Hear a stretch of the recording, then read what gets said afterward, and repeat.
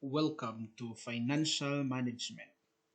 In this topic, we will discuss the importance of finance. What are the principles of financial management?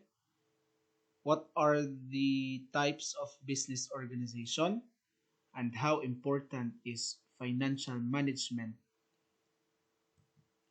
for the investors and business organizations?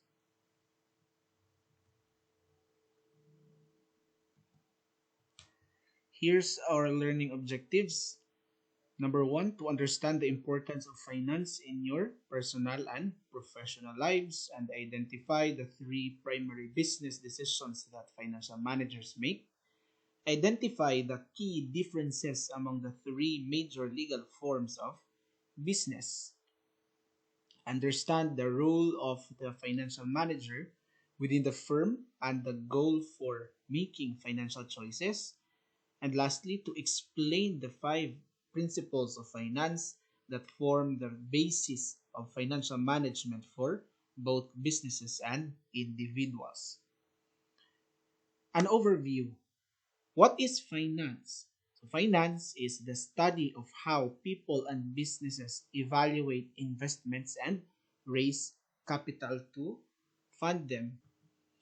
So finance explains the behavior of individual investors and business organizations towards evaluating investments and how these individuals and business organization respond to such evaluation in raising capital to fund that investments. Three basic questions addressed by the study of finance. Number one, what long-term investments would the firm undertake? That's capital budgeting decision. How should the firm raise money to fund these investments? And how can the firm best manage its cash flows as they arise in its day-to-day operations? So cash flows arising from day-to-day operations are working capital. Why study finance? Knowledge of financial tools is critical to making good decisions in both corporate world and also to our personal lives.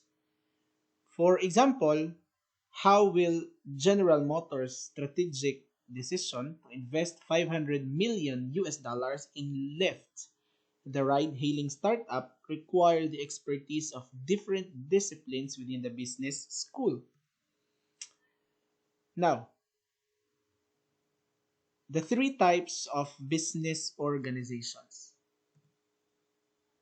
So, what are the three types of business organizations? You have sole proprietorships, partnerships, corporations. And partnerships are further subdivided into general and limited.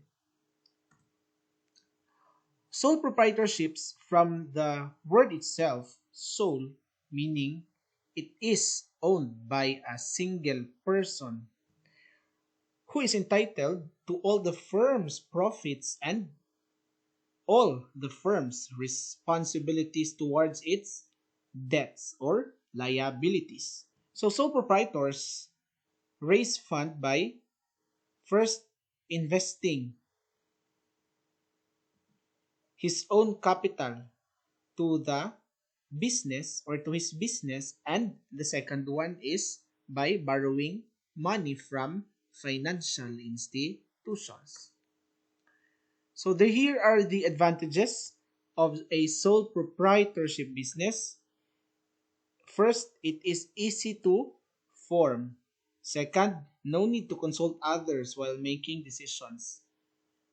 Of course, if you are the sole owner of the business, then whenever there is a decision, you no longer have to consult others because again, you are the sole owner of the business. You can do whatever you want with your business. You can make decisions without the hassle of consulting others, and profits are taxed at the owner's tax rate. So, the profit of the business will be taxed as income of the owners, or the owner, or the sole owner. However, in every advantage, there is a disadvantage. Number one, personally liable for the business debts. So this is the first major disadvantage of a sole proprietorship, where the only one who is liable for partnership debts and obligations is the owner himself. He doesn't have someone to share those liabilities or debts with.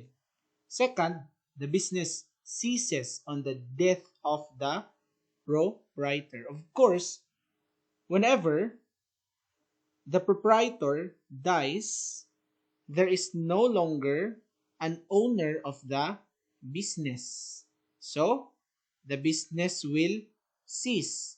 And whenever the proprietor decides to stop the business, then the business will automatically cease. Third is limited access to external sources of financing. So unlike partnerships and corporation, where sources of financing is not that difficult, sole proprietorship business have limited access to sources of financing. Next type of business organization is partnership. So a general partnership is an association of two or more persons who come together as co-owners for the purpose of operating a business for profit. So a partnership is where two persons combine together, or two or more persons combine together to contribute money, property, or industry to a common fund with the intention of dividing the profits among themselves. So that is the definition given by Article 1767 of the New Civil Code of the Philippines for partnerships. So, as the meaning goes, or as the definition goes, it is composed of two or more persons, meaning there is no limit as to how many partners can a partnership business have.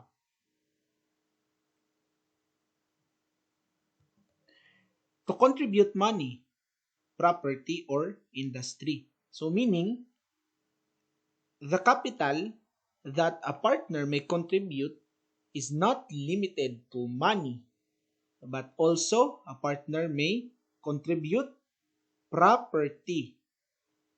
And if a partner does not have money and property, but he has, or that partner or partners have expertise, then the partner may contribute industry, or in other words, service, to a common fund with the intention of dividing the profits among themselves. Here are the advantages and disadvantages of the partnership. For the advantages, first, you have relatively easy to start. So, not very easy, but easier than when you establish a corporation, but not as easy as when you build a sole proprietorship business. It is taxed at the personal tax rate. It has access to funds from multiple partners. So unlike sole proprietorships, partnership, or the source of funds in a partnership business, is now spread over to the partners. So since a partnership could have two or more owners, then the financing or the capital is much bigger because each partner may contribute capital. However, there are disadvantages still of a partnership business. First, partners jointly share unlimited liability. So unlike corporation, where stockholders as owners of the business has limited liabilities, a partnership business or in a partnership business, partners jointly share unlimited liability generally because if you are a general partner in a partnership, then creditors or lenders may go after your personal assets or personal properties. And it is not always easy to transfer ownership. So whenever there is a new partner, you need the consent of all the partners because a partnership is bound by trust and confidence. So whenever there is a potential partner, you need to get the consent of all the partners as owners to admit that potential partner. Now, for limited partnerships, in a limited partnerships, there are two classes of partners. You have the general and limited. So the general partners run the business and faces unlimited liability for the firm's debts, whereas the limited partner is liable only up to the amount the limited partner invested. The life of a partnership is tied to the life of the general partners. So basically, in a limited partnership, or if a partnership is considered to be a limited partnership, the partners may be general and limited. And according to the law, a limited partnership should have at least one general partner and one limited partner. So you can have 500 general partners and one limited partner. The partnership is still considered to be a limited partnership. So the purpose of general partners being in a limited partnership is to bear all the liabilities whenever a partnership gets bankrupt.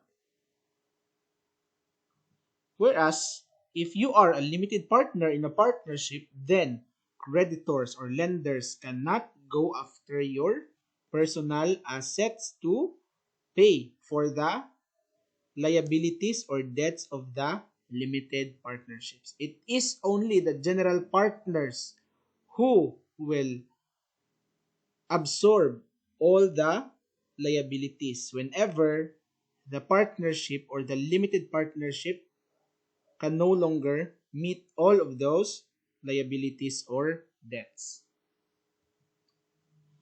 Corporation.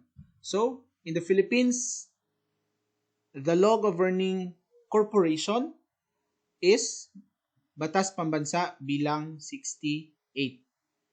So, under Section 1 of Batas Pambansa bilang 68, a corporation is an artificial being created by operation of law, having the right of succession, properties, and powers expressly authorized by law or incident to its existence. So the corporation is legally owned by its current set of stockholders or owners. The board of directors are elected by the shareholder and the board appoints the senior management of the firm. So the owner of a sole proprietorship is the sole proprietor himself. In a partnership, the owners are the partners themselves. While in a corporation, the owners are the shareholders or the stockholders. The advantages of corporation are as follows. First, liability of owner is limited to invested funds.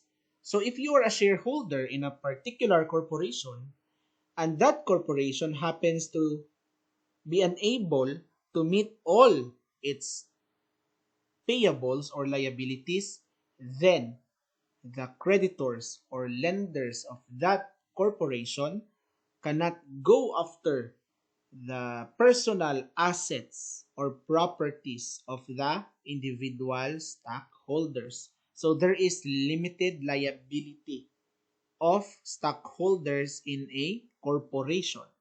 So the life of a corporation is not tied to the status of the investors.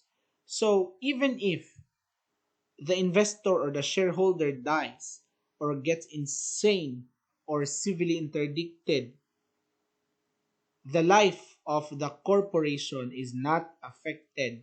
Or whenever a shareholder sells his shares to another shareholder or to a new investor or a new shareholder, then such a corporation still exists and it will not affect the life of such a corporation.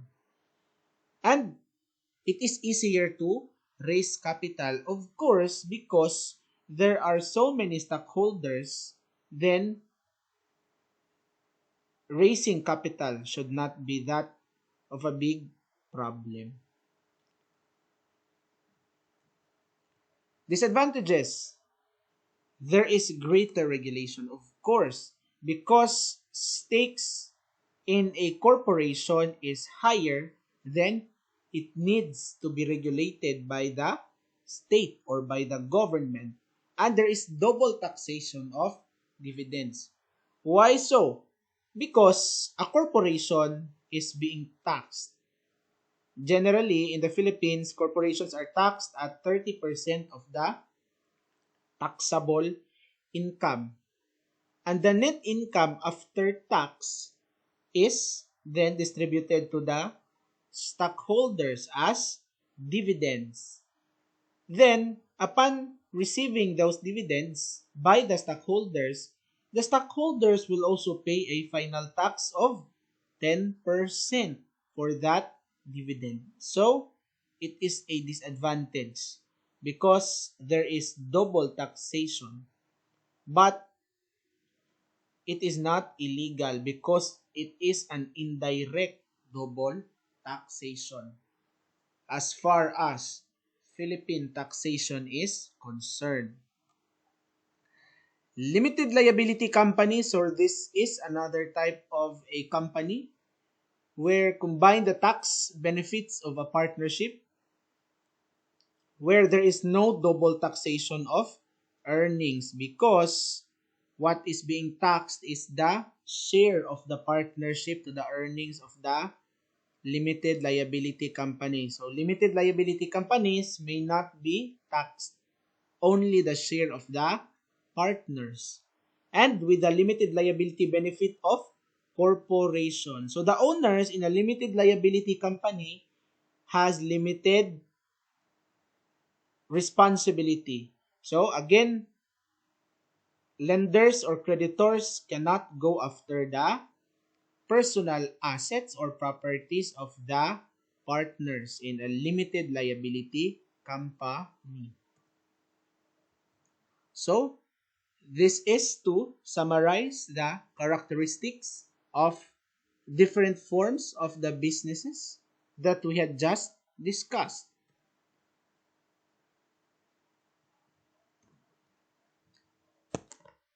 Figure 1.2. How the finance area fits into a corporation. So basically, corporation has board of directors. And from the board of directors, you choose the CEO or the Chief Executive Officer. Chief Executive Officer. And under the Chief Executive Officer, there are Vice President for every department. So you have the Vice President for Marketing, VP for Finance, or the Chief Financial Officer or the CFO, and the Vice President for Production and Operation. So under the Chief Financial Officer, you have the Treasurer and the Controller, with both having the different responsibilities. For the Treasurer and the Controller, the goal of the financial manager.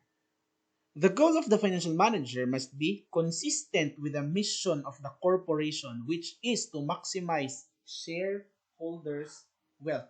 So it must be that the financial manager's interest is in line with the mission of the corporation, or for which the corporation is being formed, which is to what? Maximize the wealth of the shareholders. So if the shares or the stocks of the corporation is high, it means that the value of the shareholders' stake is also high. While shareholder wealth maximization is included in, for example, Coca-Cola's vision statement, it also includes other broader goals, such as social responsibility that will ultimately benefit shareholders in the long run. So, corporate social responsibility is embedded in every corporation, because you cannot just always at the time think about profit, about shareholders' wealth, about maximization of profit. You should also think about social responsibility. You should also be socially responsible, because as a corporation, you have to meet social needs and regulation in order to ultimately benefit your shareholders in the long run. So here are the Coca-Cola's vision statement. To achieve sustainable growth, we have established a vision with clear goals for profit, people, portfolio, partners, and planet. So that is basically the vision statement of Coca-Cola. That they have a clear goal for profit, also for people, people within the organization and outside the organization. Portfolio, their investment portfolio, the management of their investments.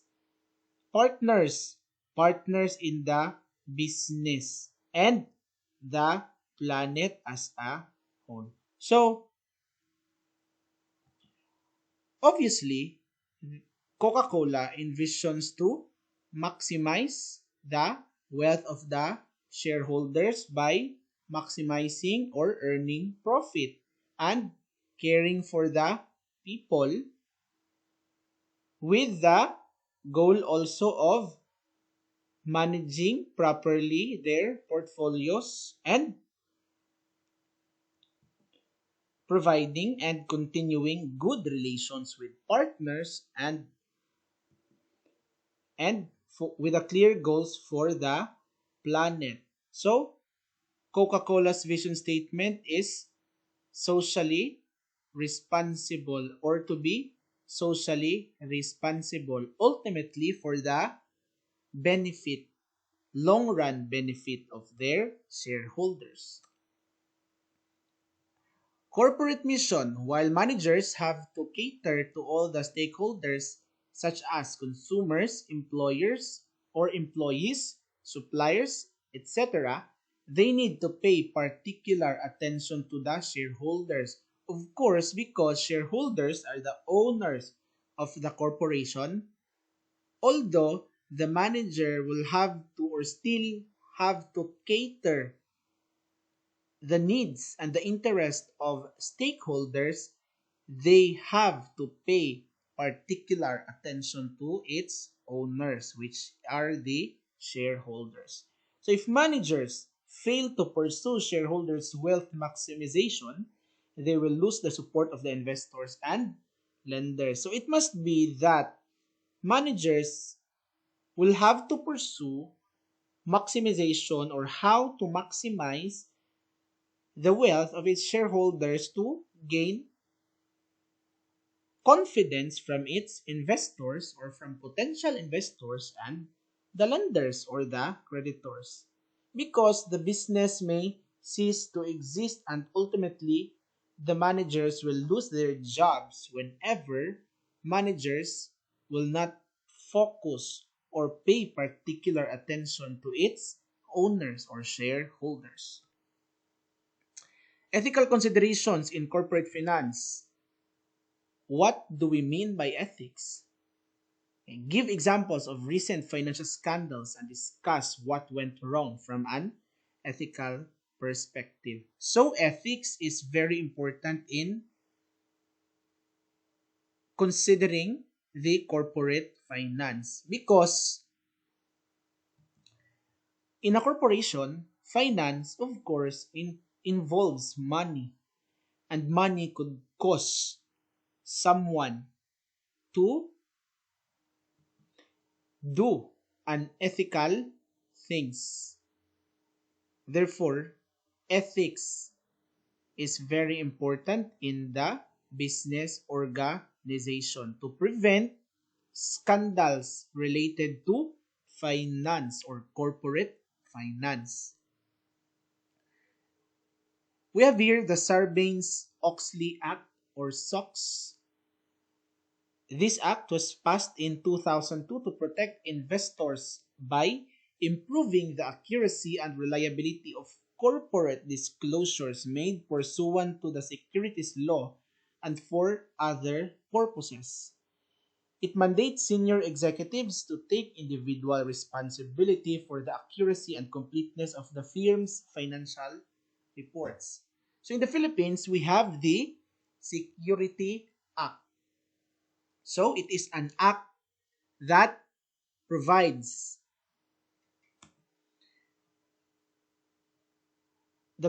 procedures and guidelines to the corporations when it comes to the issuance of their shares.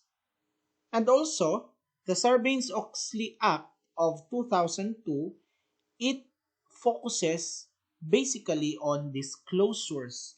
How should a corporation disclose particular necessary information to its stakeholders? And of course, it mandates senior executive to look over the furnishing of its financial reports or financial statements. Now let's discuss the 5 basic principles of finance. First is money has a time value. So this principle means a dollar received today is worth more valuable than a dollar received in the future. Why is this so? Because of inflation. A value of money or the value of our money or currency, a particular currency today, loses because of inflation in the long run. So, if you have 100 peso or the real value of your 100 peso today is no longer 100 peso in the next 5 years or in the future because again money has a time value. As time passes by, money loses its value. We can invest the dollar received today to earn interest. Thus, in the future, we will have more than $1 as we will have earned interest on the investment. So if you invest today or if you invest your money today, you will earn interests or dividends or return of that investment. And therefore, those interests received will be used to invest or will add up to your investment. So you will earn more and more interest or returns. Next principle, there is a risk return trade off. So we always hear that the greater the risk, the greater the return. Of course, that is true because if you invest into a riskier investment or if you pursue riskier investment, therefore that investment should also have a greater potential return. So the higher the risk, higher will be the expected return. However, the expected return may not be equal to the realized rate of return. Thus, the higher the risk does not guarantee higher rate of return. So, it doesn't always mean that if the risk is high, the return will also be that high. But in general, investments or riskier investments really poses a possible greater return. So this is your graph for the investment. In the x-axis,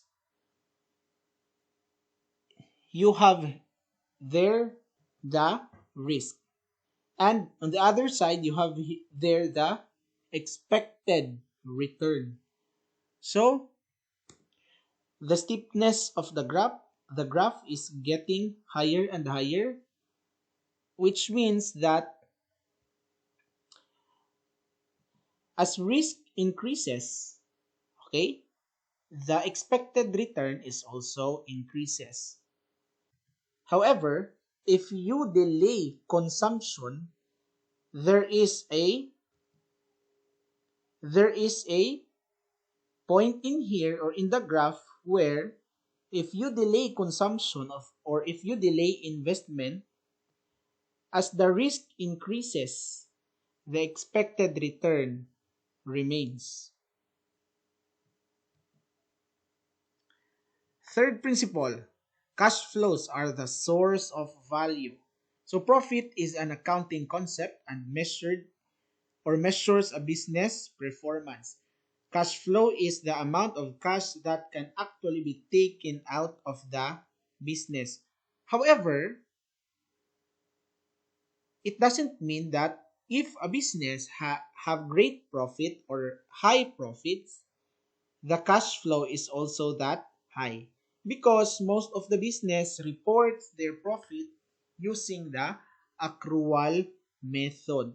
So under accrual method, income is recognized regardless of when received, while expenses are incurred and recorded regardless of when paid. So because of the accrual concept, it does not always mean that whenever a business have a high profit, it also have great or high cash flows or cash balances. Incremental cash flows. So financial decisions in a firm should consider marginal or incremental cash flow. So when you say marginal or incremental cash flow, this is the additional cash that you will receive if you invest and the cash flow that would be produced without the investment. So basically, this is just the difference of cash if or the difference of the cash flow if you invest and if you do not invest. So this marginal or incremental concept is very important in finance or in financial management. The fourth principle, market prices reflect information. Why?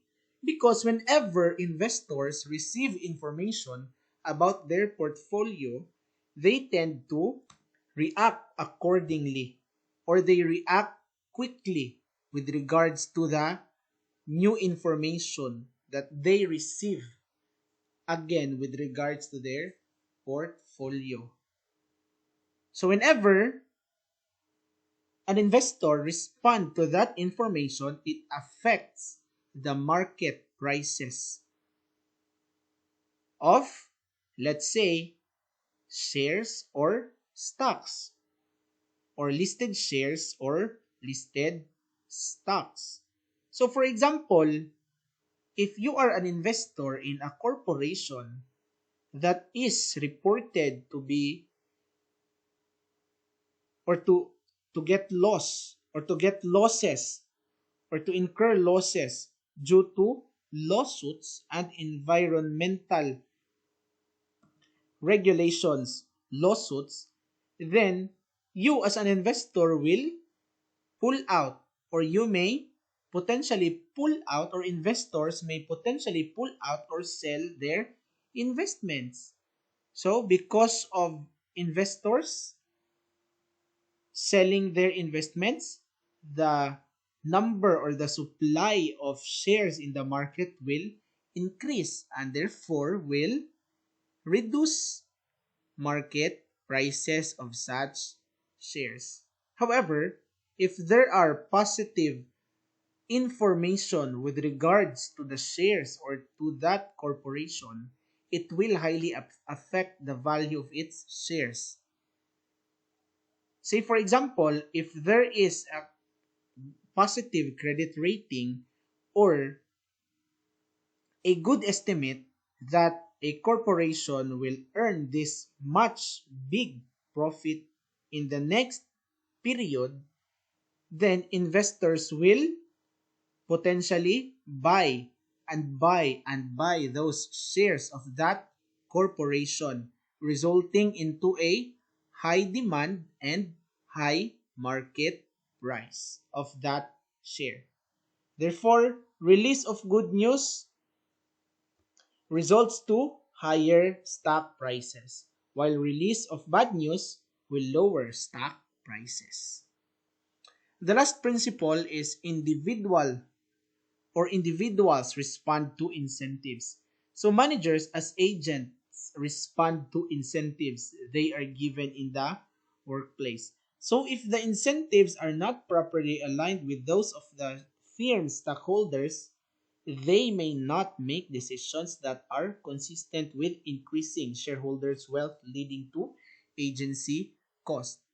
So it must be that the incentives given to managers will make them, or will make their interest align with those of the stockholders to avoid agency cost, because managers are the agents of the corporation or of a business organization. Therefore, incentives must make them, or make their interest align, or align with those stockholders, which is to maximize wealth. Now, how to mitigate costs? So, the agency problem cost can be mitigated through compensation plans.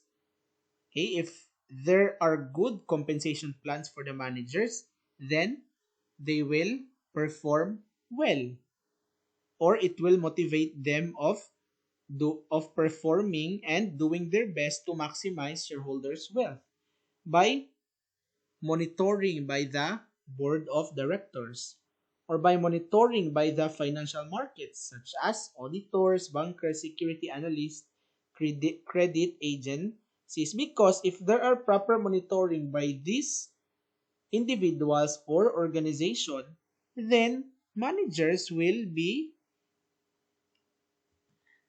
doing their best to look good on the eyes of these individuals or credit agencies, because this will affect the image not only of the corporation but also to them.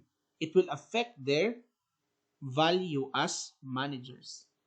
The underperforming firms, seeing their stock prices fall and face threat of being taken over and have their management teams replaced. So, the last resort is to replace management to mitigate agency cost. So here are the key terms of what we have just discussed.